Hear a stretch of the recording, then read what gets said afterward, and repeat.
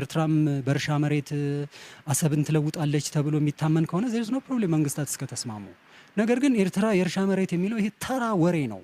ለመኖር የሚያስችል እርሻ መሬት አላቸው። ማን እስራኤል ያለ አንዳች እርሻ መሬት በበረሃ የኖረች ሀገር ናት። እኛ ብዙ መሬት አለን ምን ለውጠው ይሄ ስለራስ ያለ የተሳሳተ ግምት ነው። የእርሻ መሬት ቢኖርንም በዘላቂነት ከተረጂነት መውጣት አልቻልንም።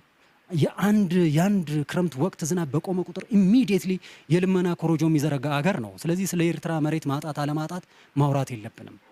ስለዚህ እኔ ከሆነ የሚከለክል ነገር የለም። እንኩ በነፃ መልሰንላቸዋል ብለው ሊሰጡ ይችላሉ።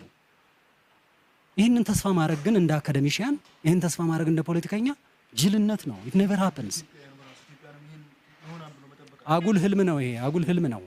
ሀገራት መሬት ሲፈልጉ ለመሬት ሲጋደሉ ነው እንጂ መሬት ጥንትና አላስካና ምናምን ተሸጠዋል። ኦኬ we're no more in that ለዛ ዘመን ላይ አይደለንም። አሁን መሬት አለኝ አምጡ የሚል ነው እንጂ እንኩ መሬት የሚል መንግስት ይመጣል ብዬ አላስብም። ይህንን ደግሞ በጣም ከሰማይ የራቀ ተራ ቅዠት ተስፋ አድርጎ ለብሔራዊ ችግር እንደ አንድ አማራጭ አድርጎ ማውራት አጠቃላይ ችግሩን በጣም በወረደ ደረጃ መመልከት ማለት ነው። ስለዚህ ስመተው ነው የሚሻለው። ያለ አሰብ ሰርቫይቭ ማድረግ እንችላለን። ሀገር የሚዘርፍና የሚያጠፋ ኃይል ባይኖር ኖሮ ያለ ወደብ ማደግ እንችላለን። ትሩ ኢትስ አ ቢግ ትልቅ የሆነ ጉዳት ነው እንደ ሀገር። ለደሃ ሀገር ደግሞ በበኋላ ላይ ቆረቆር እንደማለት ነው። ግን ስቲል we could have a decent life።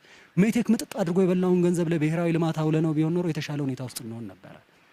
ስለዚህ ያለ ወደብ መኖር አይቻልም የሚለው የማይሆን ትርክት ነው።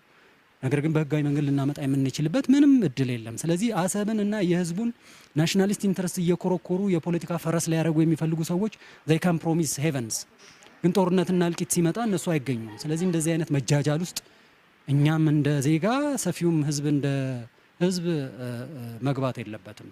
ለእልቂት